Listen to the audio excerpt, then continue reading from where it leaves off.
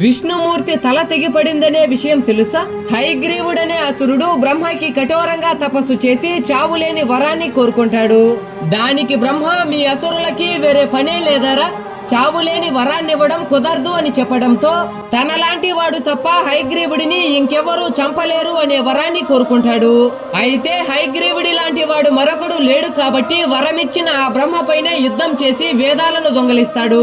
దాంతో ఇంక విష్ణుమూర్తే దిక్కు అని భావించి బ్రహ్మ విష్ణుమూర్తి దగ్గరికి వెళ్తాడు. కానీ అప్పటికే విష్ణుమూర్తి చాలా మంది అసురులతో పోరాడి అలసిపోయి తన సారంగి ధనస్సుని తల కింద పెట్టుకుని పడుకుంటాడు.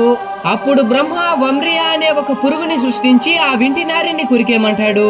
ఆ పురుగు వింటినారిని కురికేయగానే వేగంగా వచ్చిన వింటినారి తగిలి విష్ణుమూర్తి తల తెగి సముద్రంలో పడుతుంది.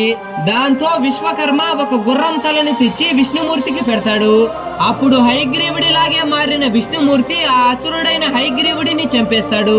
పాపం బ్రహ్మ అడిగిన అసురులందరికీ వరాలిచ్చేయడం, మళ్ళీ విష్ణుమూర్తి ఆ అసురుల్ని చంపడానికి చాలా కష్టపడ్డం. విష్ణుమూర్తికి జై.